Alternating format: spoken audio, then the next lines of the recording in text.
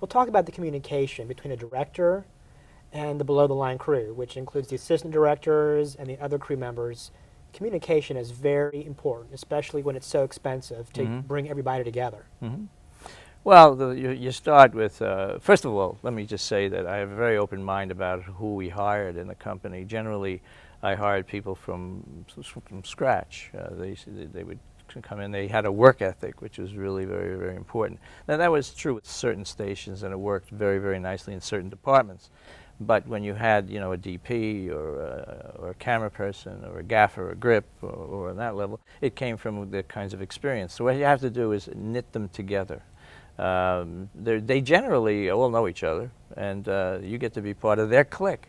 So you're accepted into the clique. It's not a question of you having a clique and they being accepted. It's all crew people know each other, and it's wonderful. And being accepted is an honor. And I get to be one of the guys, and we all work together. If you're the kind of director that actually knows what they're doing, it's really easy.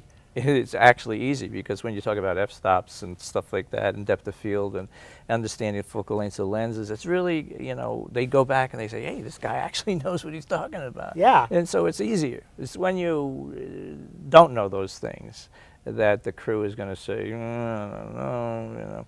But I'm one of these trench guys. I'm really, like I said before, I'm really hands-on. Yes.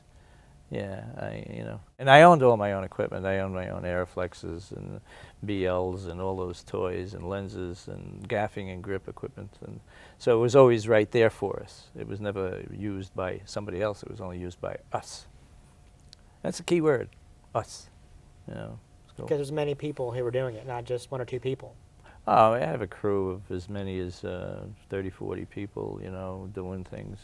We had, in any given year, we had 100 people that functioned for the company, and I had 12 direct reports that were full-time. It was quite a business, right there on 27th and Park in New York City. New York City! I miss it. I miss it. I miss it because it's insanity, you know, it's just wonderful. Charlotte is great. I love it here. It's very quiet and beautiful and very pretty city. But sometimes they say, well, you know, we need a few more million people here to make it make sense. Because you're used to the chaos of Park Avenue. Getting online to get a quart of milk is pretty normal. Yeah. What are some things you've learned directing over the years that you can share with the audience who want to be directors? Things that you learned that you can share that they don't get stuck when they go on set or if they're in pre-production? Well, like I just said, homework is very, very important for a director. Being totally familiar with every aspect of your conductor. I mean, you understand what the piano is going to do, you understand what the tympanum is going to do, what the bassoons are going to do, and you bring that analogy to production. So you have to do your homework, and then the thing you need to do is you need to have patience, because the downtime is excruciating sometimes, and the clock is ticking. And since you're dealing with your clients and you're dealing with your executive producers, and this whole thing is about God bless America for profit, this is all about making money, not breaking even. When you're looking at the clock tick and you're in golden time, and it's costing you 10 grand an hour, and you're saying to yourself, let's finish this, please. You cannot lose it. You cannot lose it, because it's that leadership that's going to take the troops over the hill, and they have to believe in you, and you have to believe in them. Of course, you have an option of not hiring them. Exactly. They're done on this one. Yeah. How has the business changed over the past couple of decades?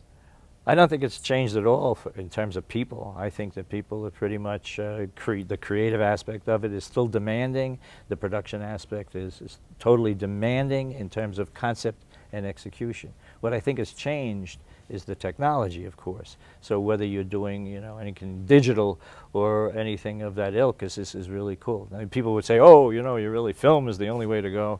And I say, well, you know, you could buy 1,000 feet of film and it costs you 85 cents a foot to get it, to purchase it and process it, and you didn't even get started yet.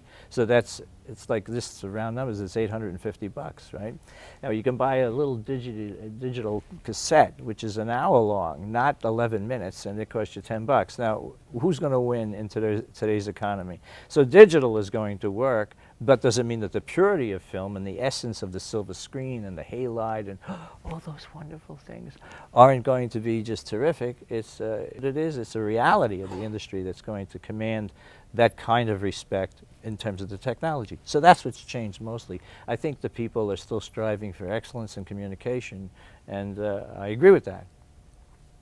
As an above-the-line producer and director, what tips can you share with the below-the-line workers who aspire to become above the line? Oh, go for it. Stay in there. Work hard. I mean, there's so many stories about people getting off the ladder in terms of a gaffer, getting on the dolly, and so many of those things that they definitely should do. I mean, I was a kid. I mean, you know, a kid. Everybody gets the shot of being a kid. And I had my tool, high tech, was a broom. You know, so I went from the broom to the actually moving the sentry stands to doing whatever it was that, you know, and ironically, this is really cool. You see, what happens is that you go through every aspect of it and you climb the ladder literally to get up to a point where you're commanding a certain dollar figure for your excellence and your responsibility. Directors get a lot of money to get paid a certain something, but it isn't to direct the film. It's mostly to be responsible for every aspect of it. That's why they get paid so much. Making the film should be your love. Organizing all that business stuff and making it happen is really the compensation issue. So, you know, what I'm saying is that people should do that. I started with the broom, and the irony, again, to get back on track, was that you finish with the broom. See, because I used to, all the time, still do it, is that I'd be sweeping the floor, you know, in the mornings. It's therapy. I'd get there first. At 7:30 call, I'd be there at 6. You know, and I'm sweeping the floor, and PAs and other people would come in and say, "What are you doing, Mr. Cochran?" I was like, "I'll do that for you." "No, I'll take care of it. I really want to do it." Therapy. It's good. It's good to. It's not beneath me to do that kind of thing. I'm a trench guy, like I said. You know. It's part of your preparation for the day, like getting into character for an actor. They have certain steps to get in the mood, get in the role. And you totally understand. You totally understand because you are an excellent actor. Well, thank you. My pleasure. All right. We'll have more coming up with George Cochran right after this. George will be right back. Stay tuned. Coming up next, we'll find out from George Cochran acting tips and how you can have a great audition and how to be noticed during the casting process. Stay with us. We're back with George Cochran. Let's get into some of the director-actor relationships. What do actors need to know to get callbacks, get hired, and build relationships to keep working? Well, having been through, I would say a million, but many thousands of casting sessions, I would say that, first of all, it's not just the director that's determining who in commercials, who is going to be used. You have an art director, you have a writer, you have a senior producer at the agency. They have a responsibility of bringing back your casting selections and callbacks to their client. They say that these reasons, there's no conflicts or any of those issues. All the legal issues are out of the way, so that if they decide on A, B, or C, what you have is every opportunity to move forward to use them. But actually, when you're in the trenches again and you're actually doing that, what happens is that the people come to casting sessions and they're so intimidated and they're, "I'm never going to get this part," and they believe it. And they don't get it because they get up on whatever it is that we're doing, whether it's a camera that's doing this or stills or however they run you through a couple of lines, whatever that is. You say, "Hey, you know, the line is, you know, we do chicken best," you know, something like that. And so they say, "Well, I'm so nervous," you know, and they do it. When you walk away, when you finally leave the set, and the casting director's there, and a number of other agency people and yourself, the response is this. It's like, "Well, what was that? And who is that?" So you need to come forward with as much energy, much positive things as you can. Confidence. That's exactly it. Real or fake. You got to sell it in that casting office. That's it. And there's another little silly thing that I mentioned when we were talking about this before, is that if you wore something that was a little bit different, I know it sounds strange, a little handkerchief or something, or a beret or whatever, or a scarf or whatever,